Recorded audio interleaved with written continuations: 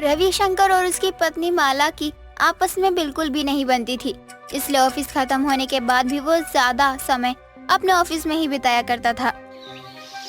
एक दिन उसकी बहू ज्योति का उसके पास फोन आता है। नमस्ते पापा जी, कैसे हैं आप? सब ठीक है ना घर में? आप घर पहुंच गए ना? नहीं बहू, अभी मैं ऑफिस में ही हूँ। घर जाने का मन नहीं कर रहा था, इसलिए नहीं गया। ये क्या बात हुई पापा जी? माँ जी घर में अकेली हैं, आपको समय पर घर जाना चाहिए ना। तुम्हारी सास हमेशा आग बबूला होकर मुझ पर चिल्लाती रहती है, इसलिए और मेरा घर जाने का मन तक नहीं करता। पापा जी आप तो माँ जी को जानते हैं ना, वो थोड़ी गुस्से वाली हैं। जाइए आप घर जाइए। हाँ ठीक है बहू, चला जाऊंगा। तू इतनी चिंता मत कर। तू कितने सालों बाद अपने मायके गई है, अपने ससुराल वालों को छोड़कर।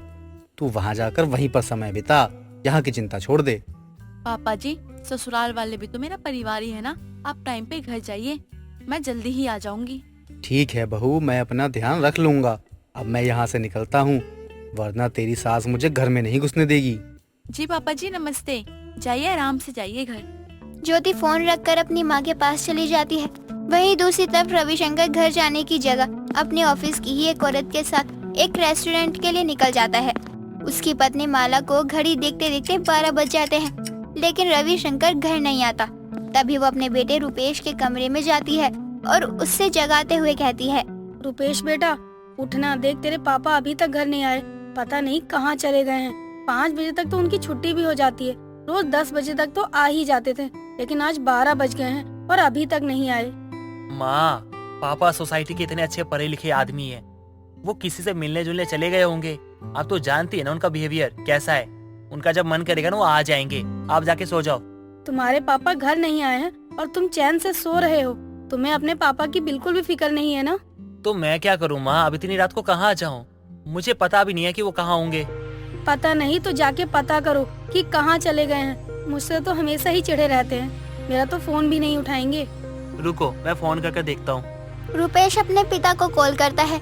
रविशंकर एक बार में ही कॉल उठा लेता है और बोलता है, क्या हुआ बेटा, तुम अभी तक सोए नहीं? मुझे तो लगा था सो गए होगे। पिताजी मैं सोता तो तब ना जब माँ मुझे सोने देती। और आप इतनी देर से क्यों आए हो? बेटा मैं तो आ ही गया हूँ, बस बाइक लगा रहा था। अपनी माँ को बोलो आकर गेट खोले। माँ जाइए दरवाजा खोलिए, पिताजी आ गए हैं। मैं नहीं जाऊंगी, रात में 12 बजे आने का कोई टाइम होता है? तुम्हें ज्यादा प्यार आ रहा है तो तुम जाके दरवाजा खोल दो, मैं सोने जा रही हूँ। माँ अब ये क्या ड्रामा है, जाओ ना यार, खोल दो ना। बोला ना मैंने कि मैं नहीं जाऊंगी, मतलब नहीं जाऊंगी। रुपेश आगे बिना कुछ बोले ही अपने कमरे से चला जाता है और नीचे जाके गेट खोलता है। रविशंकर घर के अंदर आ जाता है और बिना माला के बारे में कुछ पूछे वो आराम करने कमरे में जाकर सो जाता है। कुछ दिनों बाद ज्योति अपने ससुराल वापस आ जाती है। उसके आने के बाद भी रविशंकर रोजाना ऑफिस देर से ही आया जाया करता था। एक दिन ज्योति छत से कपड़े उतार रही होती है, तभी उसकी पड़ोसन कमला उससे बोलती है, ज्योति बहू तेरी सास कहाँ है? आजकल दिखाई नहीं दे रही। आंटी जी माँ जी घर में है, लेकिन आप की पूछ रही हैं? उसको कुछ बताना था। आजकल भाई साहब बहुत देर से आ रहे हैं, रोज रात में किसी के साथ बाहर ही रहते हैं। आंटी जी उनका घर पे मन नहीं लगता है, इसलिए वो बाहर ही रहते हैं ज्यादा। हाँ सही कहा, जब बाहर ही हरियाली मिलेगी तो घर में रहकर करेंगे भी क्या? आंटी जी आप बोलना क्या चाहती हैं? साफ साफ बोलिए। मेरे कहने का मतलब है अपनी सास को बोल, अपने पति पर ध्यान दे। आजकल उनके कुछ ज्यादा पर निकल आए हैं। जी मैं कुछ समझी नहीं, दोबारा बोलिए। बहू तेरे ससुर का चक्कर चल रहा है बाहर, इसी वजह से वो रोज देर से आते हैं। अगर विश्वास न हो तो मेरे बेटे ने जहाँ अपना नया कैफे खोला है ना, रोज रात में जाकर वहाँ देख ले। उसी के सामने एक रेस्टोरेंट है, वहीं पर वो हमेशा एक औरत के साथ बैठे रहते हैं। आपको कोई गलतफहमी हुई है, ऐसा नहीं हो सकता है। वो मेरी सास को धोखा नहीं दे सकते हैं। जाके अपनी सास को बता कि वो घर से बाहर निकले और इस उम्र में अपने घर को टूटने से बचा ले। कमला की बातें सुनकर ज्योति बहुत परेशान हो जाती है। उसे अपने ससुर पर बहुत भरोसा था, जिसके चलते वो अपने ससुर पर शक नहीं करना चाहती थी। लेकिन कमला का विश्वास देखकर वो मजबूर हो जाती है। लेकिन उसे कुछ समझ में नहीं आ रहा था कि वो इस बात को अपनी सास को कैसे बताए। फिर वो हिम्मत करके अपनी सास के कमरे में जाती है और बोलती है, माँ जी, मुझे आपसे कुछ बात करनी है, लेकिन पहले आप वादा करिए कि आप गुस्सा नहीं करेंगी। पहले सच जानने की कोशिश करेंगी, उसके बाद ही बोलेंगी। बहू, ऐसी भी क्या बात है जो तुझे मुझसे बोलने से पहले इतना डर लग रहा है कि कहीं मैं तुझे कुछ बोल ना दूं? माँ जी, आप जल्दी गुस्सा हो जाते इसलिए बोल रही हूँ। बहू, अगर तू इतना डरती है तो अभी मुझे कुछ मत बता, पहले मेरी बात सुन। 2 दिन बाद तेरे ससुर जी का जन्मदिन है, पता मैं उनके लिए क्या लूं? वैसे भी उनकी मुझे कोई चीज पसंद नहीं आती है, इसीलिए हमेशा हम दोनों में लड़ाई होती रहती है। लेकिन लड़ाई होने से रिश्ते थोड़ी ना खत्म हो जाते हैं। इसका मतलब ये थोड़ी ना है कि मैं उनसे प्यार नहीं करती हूँ। इस बार सोच रही हूँ कि उनके बर्थडे पर उनसे माफी मांग लूं अपने गुस्सैल स्वभाव के लिए, और आगे से थोड़ा कम गुस्सा करूंगी, क्योंकि अगर मैं उनके साथ प्यार से रहूंगी तो हो सकता है वो मुझे टाइम देने लगे। माँ जी ना पापा जी से बहुत प्यार करती हैं। ऐसे किसी के कहने पे वो अपने जीवन में आग थोड़ी ना लगाएंगी। वो तो पहले सच जानने की कोशिश करेंगी। शाम को रुपेश जी को मैं फोन करूंगी ताकि वो जल्दी से घर आ जाएं। उनके साथ कमला आंटी के कैफे में जाऊंगी। पहले खुद पता करूंगी सच, फिर माँ जी को बताऊंगी। कहाँ खो गई बहू तू? बोलना, क्या बोलने वाली थी तू? वो माँ जी दिमाग से निकल गया। जब याद आएगा ना तो मैं पक्का बता दूंगी। ज्योति इतना कहकर कमरे से चली जाती है और अपने पति के आने के बाद वो उसे बाहर ले जाने की जिद करती है। रुपेश भी उसकी बात मान जाता है, जिसके बाद ज्योति रुपेश को कमला के बेटे के कैफे में लेकर जाती है और आराम से बैठकर कॉफी पीने लगती है। थोड़ी देर बाद उसका ससुर एक औरत का हाथ पकड़कर सामने के रेस्टोरेंट में आता है, जिसे देखकर ज्योति को अपनी आंखों पर विश्वास नहीं होता। तभी वो अपने पति से बोलती है, रुपेश जी, अगर मैं आपसे ये कहूँ कि आपके पिताजी घटिया इंसान है, कैरेक्टरलेस है, तो आपको कैसा लगेगा? तो उसके बाद ना मैं तुम्हारे गालों पे ना एक जोरदार चाटा लगाऊंगा और यहाँ से उठ के चला जाऊंगा, समझी तुम? तो फिर आप मुझे मार दीजिए, क्योंकि मैं आपके पिताजी को ये सब बोलने वाली हूँ, क्योंकि उन्होंने मेरी सास को धोखा दिया है। और रही बात जाने की, तो मैं आपको जाने नहीं दूंगी। ये क्या मजाक कर रही हो तुम? वो ससुर है तुम्हारे, तुम ऐसे कैसे बोल सकती हो उनके बारे में? मेरे ससुर का चक्कर सच में चल रहा है। नहीं विश्वास है तो पीछे मुड़ के देखे। माँ जी ससुर जी के बर्थडे की तैयारी कर रही हैं और ये यहाँ दूसरी औरत के साथ इस उम्र में मुंह मार रहे हैं। रुपेश जैसे ही मुड़कर देखता है अपने पिता को किसी और औरत के साथ देखकर उसे बहुत गुस्सा आता है और वो जाकर अपने पिता के सामने खड़ा हो जाता है। रविशंकर अपने बेटों को देखकर तुरंत उस औरत का हाथ छोड़ देता है और बोलता है, बेटा तुम यहाँ कैसे? क्यों, आपने क्या सोचा था कि आपके इस चक्कर के बारे में हमें पता नहीं चलेगा? पिताजी इस उम्र में ये सब करते हुए आपको शर्म नहीं आती क्या? तो क्या करता, तुम्हारी माँ से मैं बहुत बोर हो गया था। उसके गुस्सैल स्वभाव से परेशान हो गया था। वो मुझ पर हमेशा इतना चिल्लाती रहती है जैसे कोई गली का कुत्ता हूँ। उसका पति नहीं, वो मुझसे बिल्कुल भी प्यार नहीं करती है। ये आपकी गलतफहमी है पापा जी। जो गुस्सेल स्वभाव के होते हैं वो दिल के बहुत साफ होते हैं और ईमानदार भी होते हैं। अगर इस उम्र में माँ जी आपसे बोर हो जाती तो आपकी इज्जत का क्या रह जाता? बेचारी आपके लिए वो अपने स्वभाव को बदलने की कोशिश कर रही हैं और आप है कि उन्हें ऐसा बोल रहे हैं। अपनी बहू बेटे की बात सुनकर रविशंकर को अपनी गलती का एहसास हो जाता है और वो अपने बहू बेटे से माफी मांगकर उसके चक्कर की बात अपने तक ही रखने की विनती करता है। ज्योति और रुपेश भी अपने घर की शांति के लिए अपनी माँ से कुछ नहीं कहते हैं, लेकिन अपने ससुर के चक्कर के बारे में जानने के बाद ज्योति रविशंकर से बात करना कम कर देती है और उसकी नजर में उसकी पहली वाली इज्जत भी नहीं रहती है। मयूरा शादी के जोड़े में तैयार अपने कमरे में अपने दूल्हे का इंतजार कर रही थी। तभी उसके कानों में बैंडबाजी की आवाज आती है। अपने कमरे की खिड़की से वो अपनी बारात और अपने दूल्हे को देख रही थी। तभी वो खुद से कहती है, नहीं, ये गलत है। आज मेरी शादी है, लेकिन मेरा दिल किसी और पर कैसे आ सकता है? मुझे उसे देखना ही नहीं चाहिए था। वो जितना मेरी आंखों के सामने रहेगा उतना ही मुझे उससे प्यार हो जाएगा। खुद को समझाती मयूरा को अचानक ही उसके कमरे में किसी के आने का एहसास होता है। जैसे ही वो पीछे मुड़कर देखती है, उसकी आंखें खुली की खुली रह जाती है। लेकिन आखिर कौन है ये? और शादी के दिन एक दुल्हन अपने दूल्हे को छोड़कर किसी और पर अपना दिल कैसे हार सकती है? कहानी का सार जानने के लिए कहानी को थोड़ा पीछे से जानना पड़ेगा। चलिए शुरू करते हैं। मयूरा की माँ राधा ने आज पंकज नाम की लड़के को घर बुलाया था मयूरा को देखने के लिए। लड़के वालों के आने की सारी तैयारियां करके राधा मयूरा को तैयार होने भेज देती है। कुछ देर में पंकज अपनी माँ कामना और अपने दोस्त प्रेम के साथ मयूरा के घर आता है, जहाँ राधा उनका स्वागत करते हुए कहती है। अरे आइए आइए, और कोई दिक्कत तो नहीं हुई ना रास्ते में? वैसे हमारे यहाँ की गलियाँ थोड़ी तंग है ना, इसलिए। अरे नहीं नहीं बहन जी, ऐसा कुछ नहीं है। और बताइए बिटिया कहाँ है जिसे देखने आए हैं? कम से कम उससे तो मिलवा दीजिए। जी अभी बुलाती हूँ। मयूरा, बेटा मयूरा, सबके लिए चाय नाश्ता लेकर बाहर आ जाओ। अपनी माँ की आवाज सुनकर मयूरा हाथों में चाय नाश्ते की ट्रे लिए बाहर आती है और उसकी नजर आते ही सीधा प्रेम पर अटक जाती है। हालांकि उसने लड़के की फोटो पहले से ही देखकर शादी के लिए हामी भरी थी, बावजूद इसके सामने आने पर उसका दिल अपने होने वाले पति पंकज की जगह प्रेम के लिए धड़कने लगता है। लेकिन वो खुद को संभालते हुए सबके सामने बैठ जाती है, जिस पर कामना कहती है, हमारी होने वाली बहू कितनी प्यारी दिखती है, सामने से तो नजर ना लगे किसी की। वैसे बहू, हमने तो तुझे फोटो में देखकर ही पसंद कर लिया था, यहाँ तो बस फॉर्मेलिटी के लिए ही आए हैं।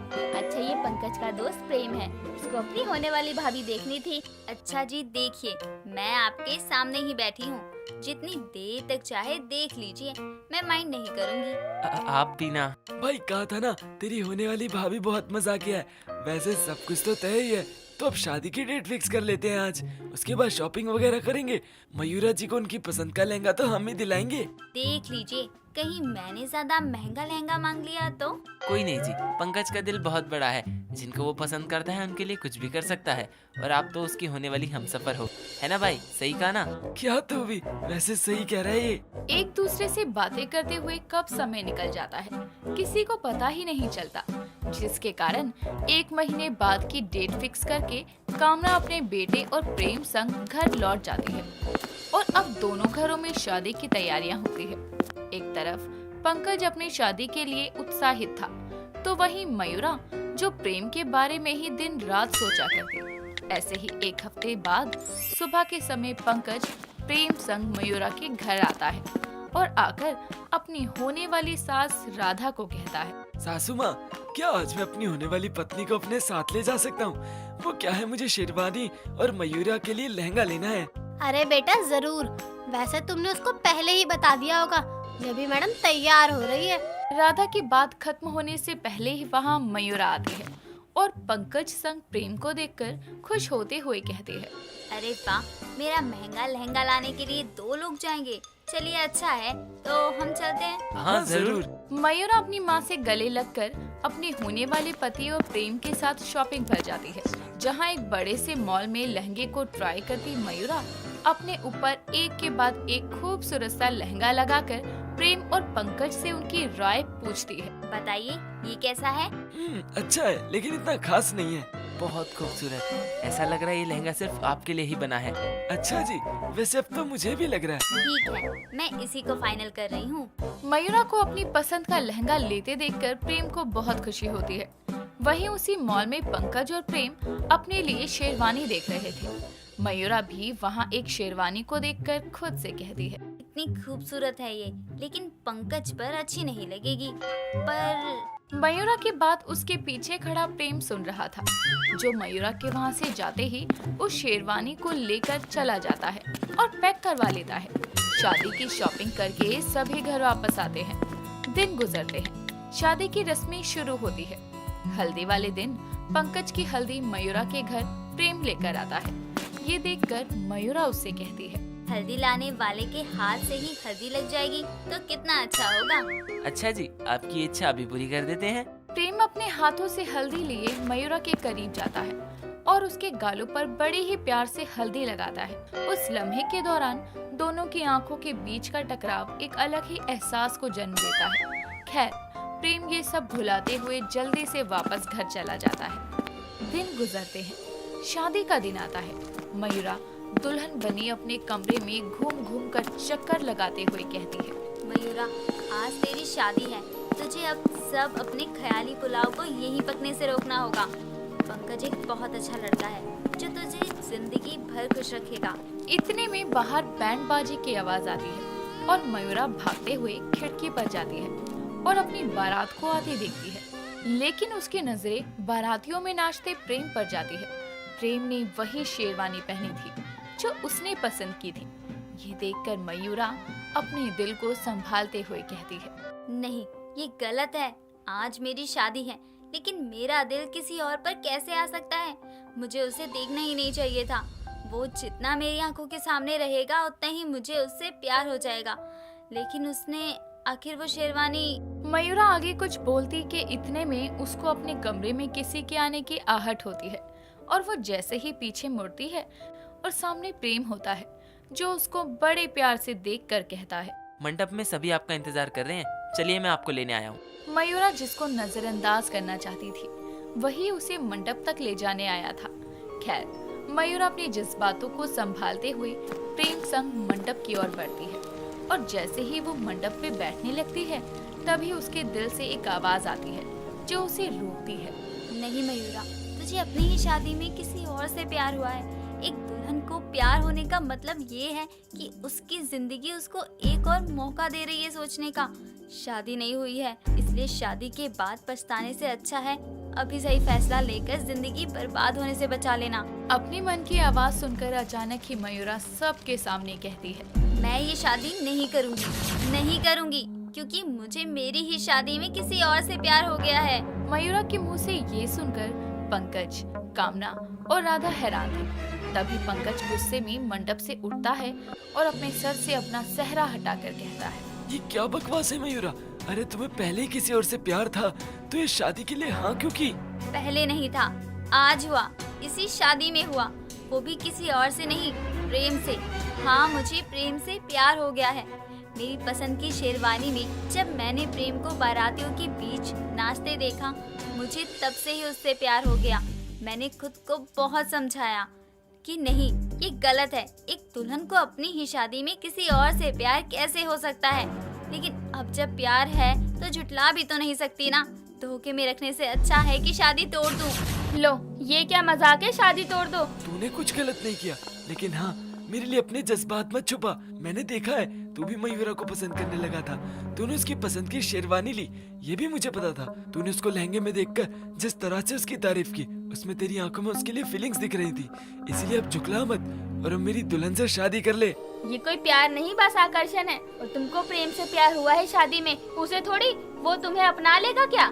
ना अपनाए, मुझे तो उससे प्यार है। बदले में मैं प्यार नहीं मांग रही, बस मैं ये शादी नहीं कर सकती।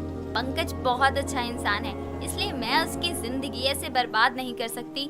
मेरी जिंदगी का क्या, ये जानते हुए कि मेरे दोस्त की होने वाली पत्नी मुझसे प्यार कर बैठी, मैं कैसे नजरें मिलाऊंगा अपने दोस्त से? पंकज सही कह रहा है बेटा।